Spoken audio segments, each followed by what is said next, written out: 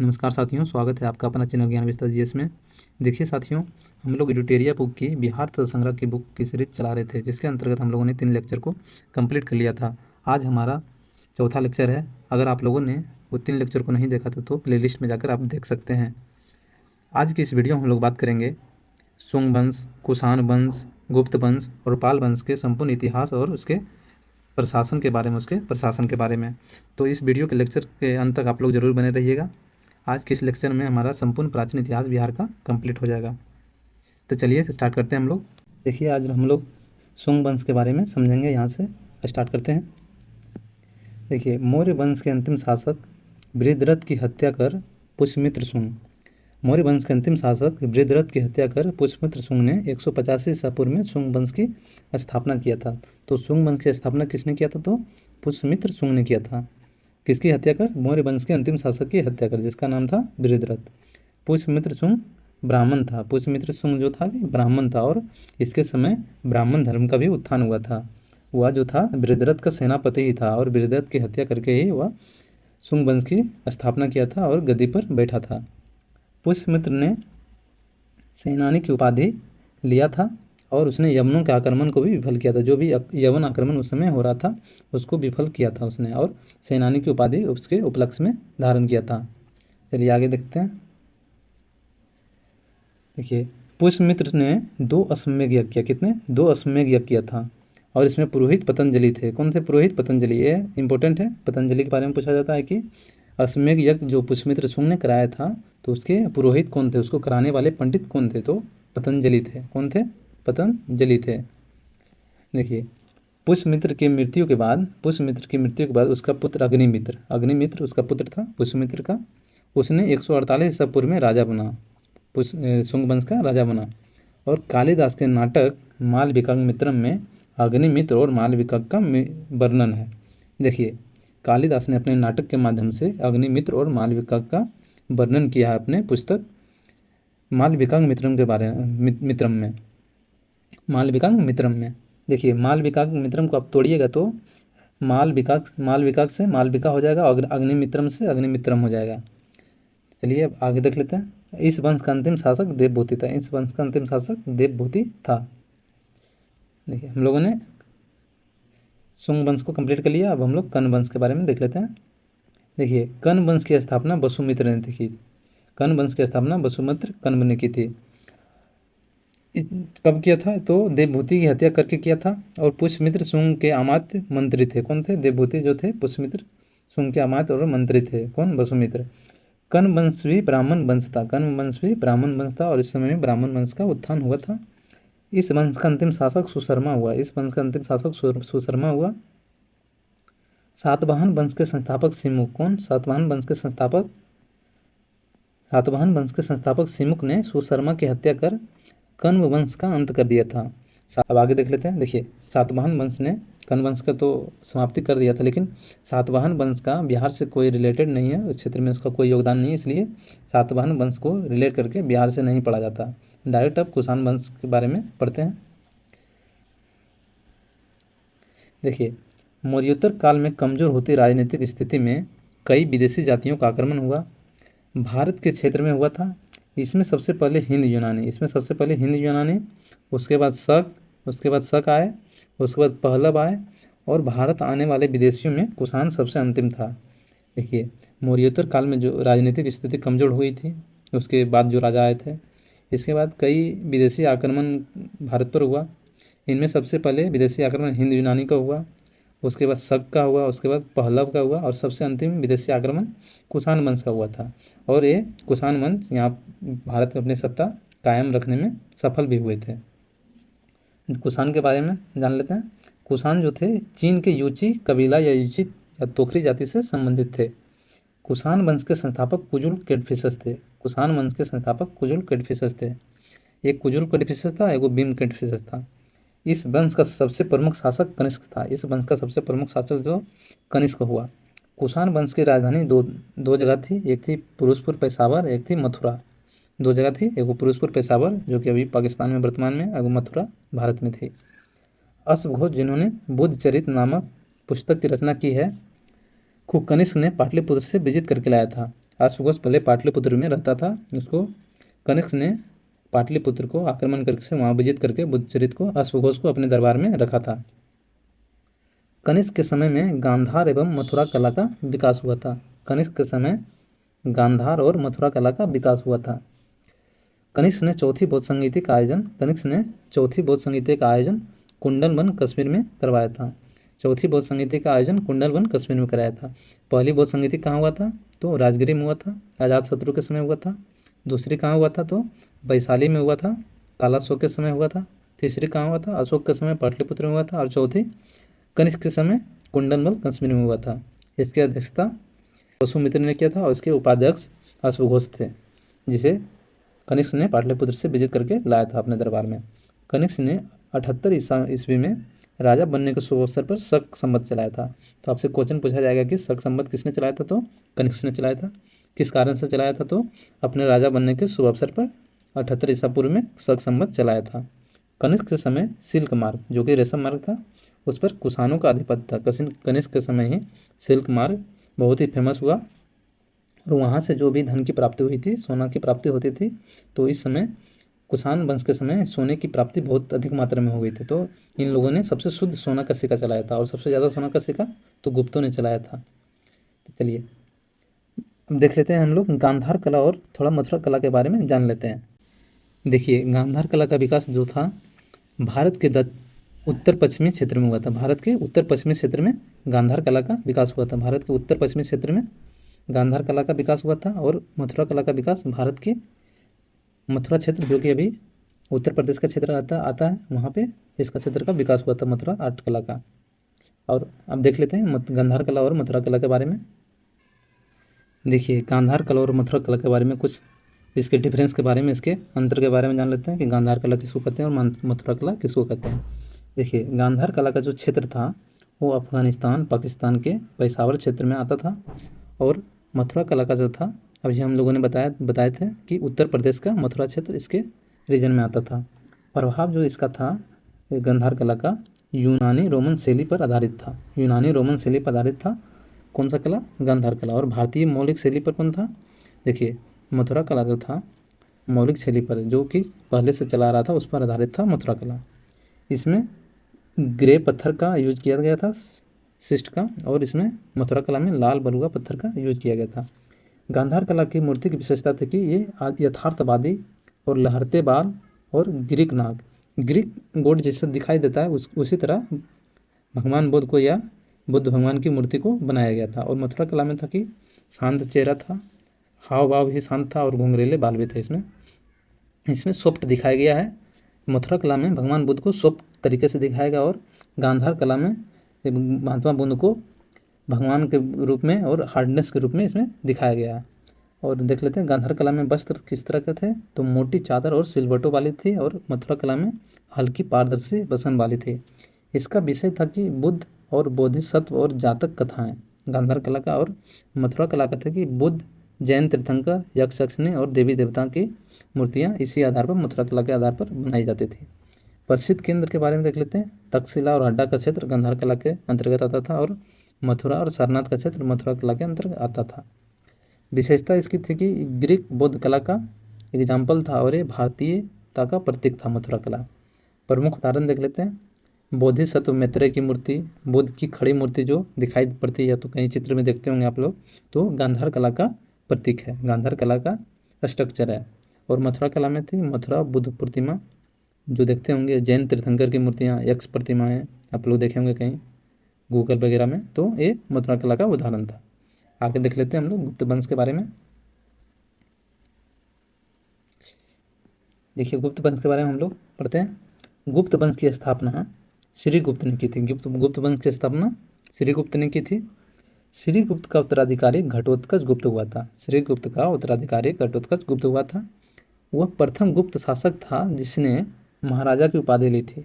तो आपसे क्वेश्चन पूछा जाएगा कि गुप्त वंश में सर्वप्रथम शासक कौन था जिसने महाराजा की उपाधि धारण की थी? तो आंसर हो जाएगा हमारा घटोत्कच गुप्त। इसके बाद आया चंद्रगुप्त प्रथम। घटोत्कच गुप्त के बाद आया चंद्रगुप्त प्रथम, जो कि इम्पोर्टेंट है। इसके बारे में देखते हैं। गुप्त वंश का वास्तविक संस्थापक किसे कहा जाता है? तो चंद्रगुप्त प्रथम को। गुप्त वंश का संस्थापक तो श्रीगुप्त, गुप्त वंश का वास्तविक संस्थापक तो चंद्रगुप्त प्रथम। इन्होंने बहुत सारे ऐसे काम किए थे जिसके कारण इन्हें वास्तविक संस्थापक कहा जाता है गुप्त वंश का। इन्होंने 320 ईसा पूर्व में गुप्त संवत चलाया था। इसको थोड़ा हम बड़ा कर लेते हैं, जूम कर लेते हैं। चंद्रगुप्त प्रथम ने लिच्छवियों की राजकुमारी कुमार देवी से भी विवाह किया था। और वह प्रथम गुप्त शासक था जिसने महाराजा धीराज की उपाधि धारण किया था, तो चंद्रगुप्त प्रथम ने। देखिए क्वेश्चन आएगा कि आपसे पूछा जाएगा कि गुप्त वंश में वह कौन सा शासक था जिसने महाराजा की उपाधि धारण लिया था, तो घटोत्कच गुप्त हो जाएगा।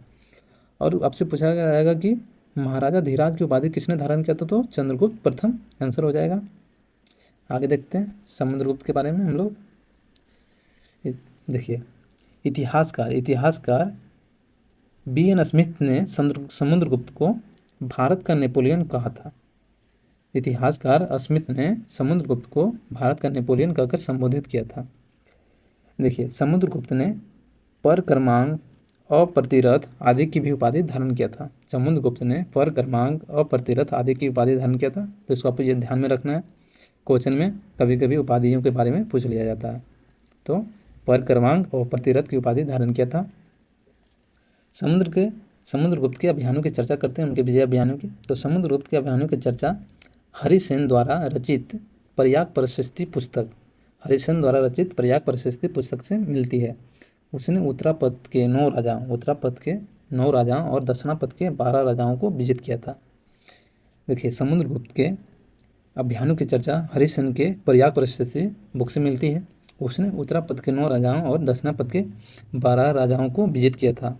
समुद्रगुप्त की एक खास विशेषता की थी कि उसने जिन राजाओं को या जिन क्षेत्रों को विजित करते थे वो वहाँ पे राज नहीं करते थे, बल्कि वहीं के राजा को जो हारते थे उन्हीं को राजा बनाकर वहाँ से धन के रूप में कुछ कर वसूल करते थे वार्षिक रूप में, और उन्हीं को क्षेत्र शासन के लिए सौंप दिया जाता था, उन्हीं राजाओं को जो हार जाते थे इनसे। समुद्रगुप्त को कविराज भी कहा जाता है। समुद्रगुप्त को कविराज की उपाधि दिया गया है। समुद्रगुप्त के सिक्के पर बीना बजाते हुए दिखाया गया है। समुद्रगुप्त जो थे वो बीना के बड़े शौकीन थे और कभी कभी बीना भी बजाते थे, इसलिए उनके सिक्के पर बीना बजाते हुए भी दिखाया गया है। समुद्रगुप्त का दरबारी कवि हरिसेन था। दरबारी कवि कौन था? हरिसेन था, जिन्होंने प्रयाग प्रशस्ति पुस्तक की रचना किया था। समुद्रगुप्त वैष्णव धर्म को मानता था। कौन सा धर्म से संबंधित थे? समुद्रगुप्त वैष्णव धर्म से। समुद्रगुप्त द्वारा अश्वमेध यज्ञ कराने के भी प्रमाण मिले हैं। समुद्रगुप्त ने भी अश्वमेध यज्ञ देखिए समुद्रगुप्त ने भी अश्वमेध यज्ञ करवाया था। समुद्रगुप्त के बाद 375 ईस्वी में रामगुप्त के राजा बनने का साक्ष्य मिला है। समुद्रगुप्त के बाद उनके 2 पुत्र हुए, एक रामगुप्त हुए, एक देवगुप्त हुए। तो पहले राजा बने थे रामगुप्त, जो कि बड़े थे, लेकिन उस अयोग्य होने के कारण चंद्रगुप्त, जिसका नाम देवगुप्त था, उसने उसकी हत्या कर स्वयं को वहाँ का राजा घोषित कर लिया था चंद्रगुप्त द्वितीय ने। चंद्रगुप्त द्वितीय के बारे में देख लेते हैं। देखिए चंद्रगुप्त द्वितीय ने सर्वप्रथम शकों को पराजित कर 389 ईस्वी में विक्रमादित्य की उपाधि भी धारण किया था। समुद्रगुप्त ने विक्रमादित्य की उपाधि भी धारण किया था। देखिए गुप्त वंश में 3 राजाओं ने उपाधियाँ धारण की थी। अभी तक हम लोगों ने देख लिया महाराजा की 2 उपाधि तो घटोत्कच प्रथम ने, और महाराजा धीराज की उपाधि तो चंद्रगुप्त प्रथम ने धारण किया था। चंद्रगुप्त द्वितीय ने देवगुप्त, देवराज और देवश्री आदि की भी उपाधि धारण किया था। चंद्रगुप्त ने ध्रुव देवी, कुबेरनाग आदि से भी विवाह किया था। कुबेरनाग से उत्पन्न पुत्री जो कि प्रभावती गुप्त थी, इनका विवाह वाकाटक वंश के नरेश रुद्रसेन द्वितीय के साथ हुआ था। रुद्रसेन की मृत्यु के बाद प्रभावती ने अपने अल्पवयस्क पुत्रों को संरक्षिका के रूप में शासन किया। उस दौरान प्रभावती ने चंद्रगुप्त द्वितीय की सहायता से गुजरात और काठियावाड़ के क्षेत्र पर भी विजय प्राप्त किया था। किसकी सहायता से? तो चंद्रगुप्त द्वितीय की सहायता से। आगे देख लेते हैं। प्रसिद्ध चीनी यात्री फाहियान चंद्रगुप्त द्वितीय के समय ही भारत का भ्रमण पर आए थे। फाहियान ने 14 वर्षों तक भारत में रहा था। चंद्रगुप्त द्वितीय को महरौली लौह स्तंभ में चंद्र के नाम से संबोधित किया गया है। महरौली जो लौह स्तंभ है, देखिए आप लोग यहाँ चित्र में देख सकते हैं कि कुतुब मीनार के जस्ट बगल में कुतुब मीनार के जस्ट बगल में आप लोग ये जो है कुतुब मीनार के जस्ट बगल में लौह स्तंभ है, वो चंद्रगुप्त द्वितीय से संबंधित है। उसमें चंद्रगुप्त द्वितीय का नाम चंद्र मिलता है। महरौली लौह स्तंभ चंद्रगुप्त द्वितीय का नाम माना जाता है। चंद्रगुप्त द्वितीय के दरबार में 9 रत्न रहते थे। चंद्रगुप्त द्वितीय के दरबार में 9 रत्न रहते थे। 9 रत्न को आपको ध्यान में रखना है। सबसे पहले थे कालिदास। कौन थे? कालिदास, धन्वंतरी, अमर सिंह, बारामहीर, शंकु, बेताल भट्ट की कहानियाँ सुने होंगे, इन्हीं के दरबार में रहते थे। और घटक प्रभा इन्हीं के दरबार में रहते थे। और छपनक एवं भरूची। कालिदास, धन्वंतरी, अमर सिंह, बारामहीर, शंकु, बेताल भट्ट, घटक प्रभार, छपनिक और भरूची चंद्रगुप्त द्वितीय के दरबार में 9 रत्न के रूप में कार्य करते थे। अब चंद्रगुप्त द्वितीय के बाद कुमारगुप्त ने शासन प्रारंभ किया। तो चंद्रगुप्त द्वितीय एवं ध्रुव देवी का पुत्र, चंद्रगुप्त द्वितीय और ध्रुव देवी जिनका विवाह हुआ था, उनका पुत्र कुमारगुप्त प्रथम हुआ और 415 ईस्वी में शासक बना। तो कुमारगुप्त प्रथम का एक महत्वपूर्ण काम था कि उन्होंने नालंदा विश्वविद्यालय की स्थापना किया था। इन्हीं के समय नालंदा विश्वविद्यालय का स्थापना हुआ था और गुप्त काल में नालंदा विश्वविद्यालय शिक्षा का प्रमुख केंद्र के रूप में उभर कर सामने आया। बाद में यह बौद्ध शिक्षा के सबसे प्रमुख केंद्र के रूप में बना। अगला देख लेते हैं स्कंदगुप्त। मध्य एशिया की बर्बर जाति हुनों का आक्रमण स्कंदगुप्त के समय हुआ। तो हुन का आक्रमण, आपसे क्वेश्चन पूछा जाएगा कि हुनों का सर्वप्रथम आक्रमण किस गुप्त राजा के समय हुआ था? तो स्कंदगुप्त के राजा के समय हुआ था। स्कंदगुप्त ने हुनों को पराजित कर भारत से खदेड़ दिया था। स्कंदगुप्त ने हुनों का आक्रमण जब हुआ तो उन्हें भारत से खदेड़ कर बाहर कर दिया था। इसका वर्णन हमें जूनागढ़ अभिलेख में मिलता है। इसका वर्णन हमें कहाँ मिलता है? तो जूनागढ़ अभिलेख में मिलता है। अभिलेख में हुनों को मलक्ष कहा गया। अभिलेख में हुनों को क्या कहा गया है? मलक्ष कहा गया है। देखिए क्वेश्चन पूछेगा आपसे कि अभिलेखों में हुनों को क्या कहा गया है? तो मलक्ष कहा गया है। आगे देख लेते हैं। स्कंदगुप्त ने चंद्रगुप्त मौर्य द्वारा निर्मित सुदर्शन झील का पुनरुद्धार भी करवाया था। देखिए सर्वप्रथम सुदर्शन झील का निर्मित किसने किया था? तो चंद्रगुप्त मौर्य ने। उसका पुनरुद्धार स्कंदगुप्त ने भी करवाया था और रुद्रदामन द्वितीय ने भी करवाया था। स्कंदगुप्त ने शक्रादित्य की भी उपाधि धारण किया था। तो स्कंदगुप्त ने शक्रादित्य की भी उपाधि धारण किया था। गुप्त वंश का अंतिम शासक विष्णुगुप्त था और गुप्त वंश के साथ मगध वंश का भी अंत हो गया। देखिए हम लोग नालंदा विश्वविद्यालय के बारे में जान लेते हैं। तो नालंदा विश्वविद्यालय प्राचीन काल में शिक्षा एवं बौद्ध धर्म का सबसे महान केंद्र था। इसकी स्थापना अभी हम लोगों ने देखी गुप्त काल के दौरान गुप्त राजा कुमारगुप्त ने किया था। बाद में हर्षवर्धन और पाल शासकों ने इसे संरक्षण दिया था। देखिए इसकी स्थापना गुप्त कुमारगुप्त ने किया था और बाद में आगे चलकर वर्धन वंश के शासक हर्षवर्धन और पाल शासकों ने इसे संरक्षण और संवर्धन प्रदान किया। इस क्रम में जावा, इसको ध्यान में रखना, जावा के शासक बालपुत्र देव ने भी इसका संरक्षण और संवर्धन प्रदान किया था। देखिए हुएनसांग की यात्रा के समय इस विश्वविद्यालय के प्रमुख आचार्य शिलभद्र थे। जब हुएनसांग ने भारत की यात्रा किया था तो इस विश्वविद्यालय के आचार्य शिलभद्र थे। कभी क्वेश्चन में इसे रिलेट करके पूछ लिया जाता कि जब हुएनसांग भारत की यात्रा पर थे तो नालंदा विश्वविद्यालय के आचार्य कौन थे? तो आंसर हो जाएगा शिलभद्र। उस समय विश्वविद्यालय में 10,000 से अधिक विद्यार्थी और 1510 शिक्षक भी थे। इस विश्वविद्यालय में बौद्ध शिक्षा, अंतरिक्ष शिक्षा, चिकित्सा शिक्षा, गणित, दर्शन शास्त्र, व्याकरण आदि जैसे विषयों की भी पढ़ाई होती थी। इस विश्वविद्यालय में विद्यार्थियों का नामांकन प्रवेश परीक्षा के माध्यम से होता था और प्रथम परीक्षा जो था वो द्वारपाल, जो गेटमैन होते थे द्वारपाल, उनके द्वारा लिया जाता था। प्रवेश परीक्षा 3 स्तरों पर होता था। प्रथम प्रवेश परीक्षा द्वारपाल के ही द्वारा लिया जाता था तथा प्रवेश परीक्षा में कुल 3 स्तरों पर होती थी। प्रवेश परीक्षा कुल 3 स्तरों पर होती थी। इस विश्वविद्यालय में स्थानीय विद्यार्थियों के अतिरिक्त विदेशों के भी विद्यार्थी आते थे यहाँ पढ़ने के लिए। तो चीन, Tibet, Sri Lanka, Indonesia, Japan, Korea आदि देशों से भी विद्यार्थी शिक्षा ग्रहण करने के लिए बिहार आते थे और नालंदा विश्वविद्यालय में शिक्षा ग्रहण करते थे। यह विश्वविद्यालय पूर्णतः विद्यार्थियों के लिए निःशुल्क था और आवासीय शिक्षा का केंद्र भी था। देखिए विश्वविद्यालय को चलाने के लिए कुछ धन की आवश्यकता तो होती है, तो इनके आर्थिक व्यय के लिए इन्हें 200 गांव दान में दिए गए थे। इसलिए यह पूर्णतः निःशुल्क आवासीय शिक्षा केंद्र के रूप में उभर कर सामने आया था और इन्हीं 200 गांवों से उन्हें दान में दिए गए धन का उपयोग अपने अर्थव्यवस्था के लिए करते थे। देखिए, इस विश्वविद्यालय के प्रांगण में विशाल पुस्तकालय था, विशाल लाइब्रेरी था, जो 3 भवनों से मिलकर बना हुआ था। इसके प्रांगण में एक विशाल लाइब्रेरी पुस्तकालय था और 3 भवनों से मिलकर बना था। इन तीनों भवनों में कुल 90 लाख किताबें, सोच लीजिए 90 लाख किताबें संधारित थी, रखी हुई थी।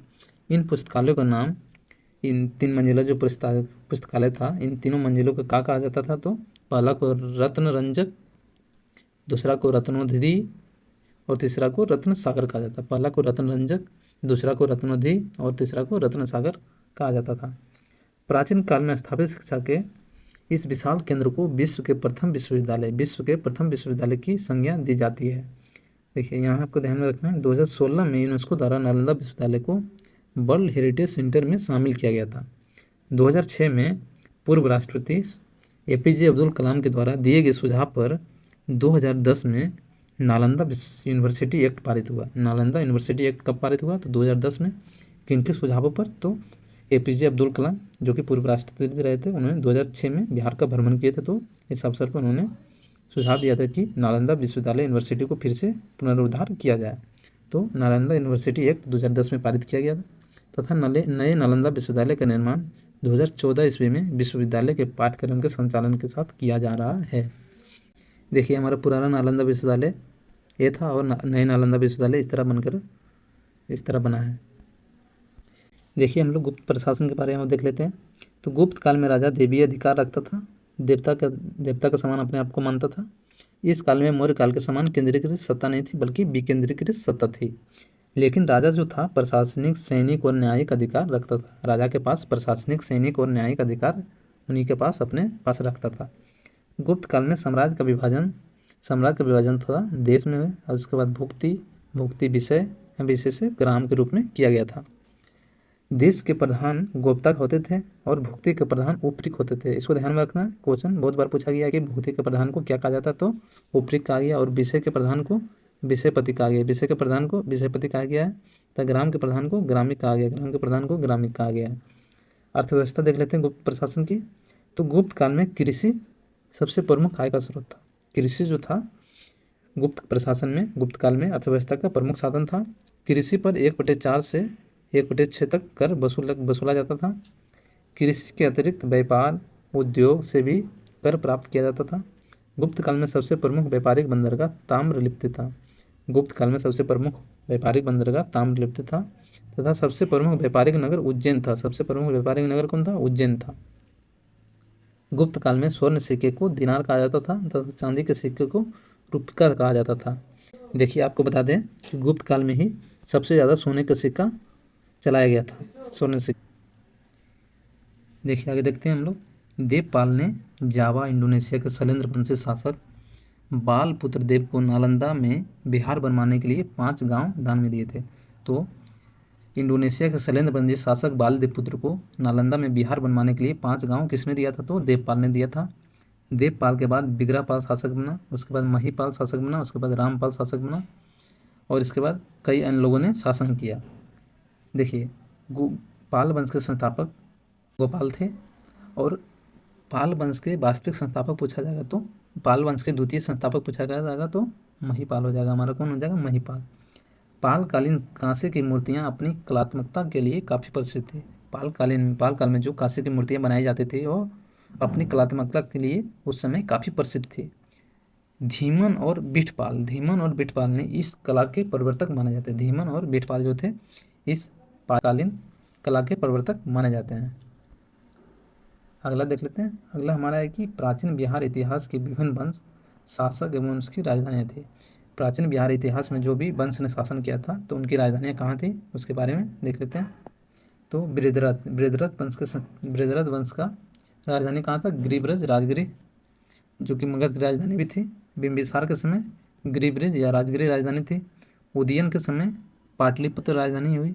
शिशुनाग के समय वैशाली राजधानी हुई। कालाशोक के समय पाटलिपुत्र राजधानी थी। नंदवंश के समय पाटलिपुत्र राजधानी थी। मौर्य वंश के समय पाटलिपुत्र राजधानी था। कुषाण वंश के समय पुरुषपुर या मथुरा, दो जगह राजधानियाँ थी, पुरुषपुर और मथुरा। गुप्त वंश के समय फिर पाटलिपुत्र राजधानी हो गया, और पाल वंश के समय मुंगेर राजधानी था। देखिए, बृहद्रथ वंश से सबसे पहले गिरिब्रज या राजगिरी को राजधानी बनाया था। उसके बाद बिंबिसार जो कि हरियर वंश का था, उन्होंने गिरिब्रज और राजगिरी को अपने राजधानी के रूप में रखा था। जब उदयन आए थे, उन्होंने पाटलिपुत्र नगर की स्थापना किया और इन्होंने राजधानी को पाटलिपुत्र स्थापित कर दिया था, स्थानांतरित कर दिया था। उसके बाद शिशुनाग आए, शिशुनाग वंश आया। शिशुनाग ने पाटलिपुत्र से राजधानी को स्थानांतरित करके वैशाली ले गया।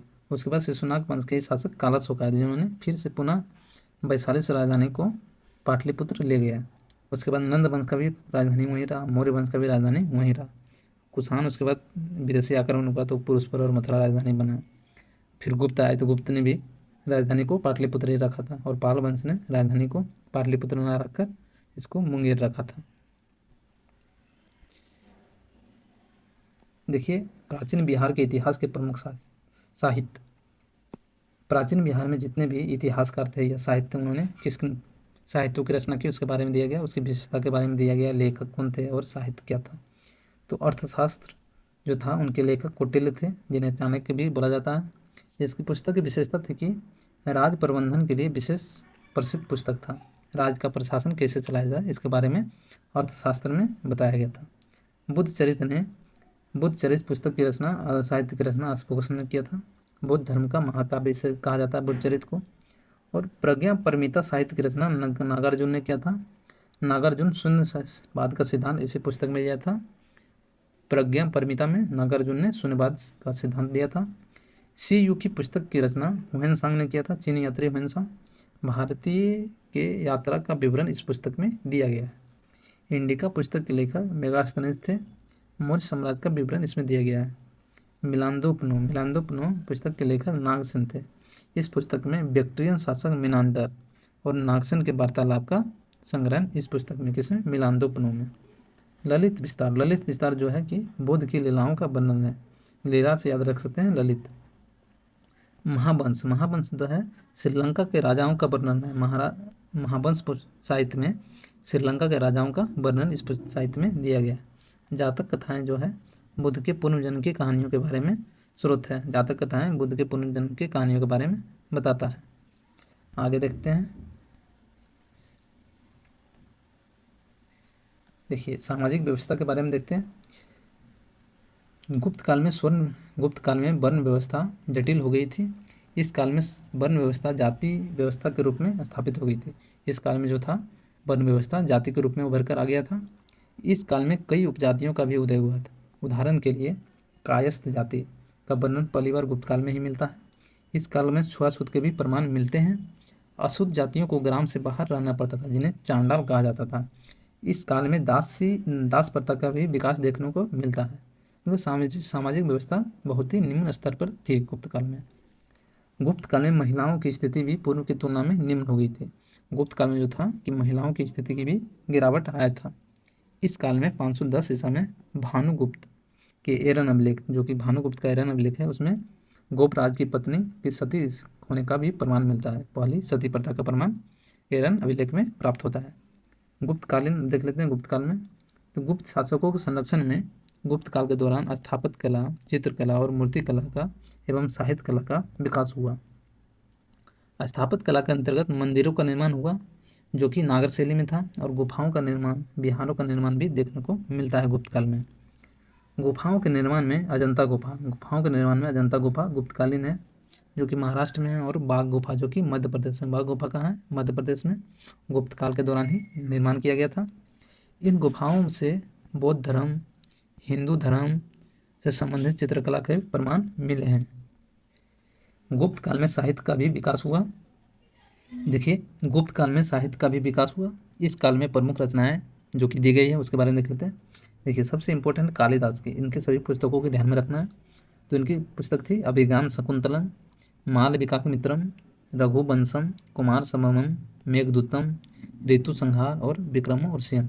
अभिज्ञान शकुंतलम में शकुंतला और की कहानी दी गई है। मालविकाग्निमित्रम में मालविका और अग्निमित्र की कहानी दी गई है।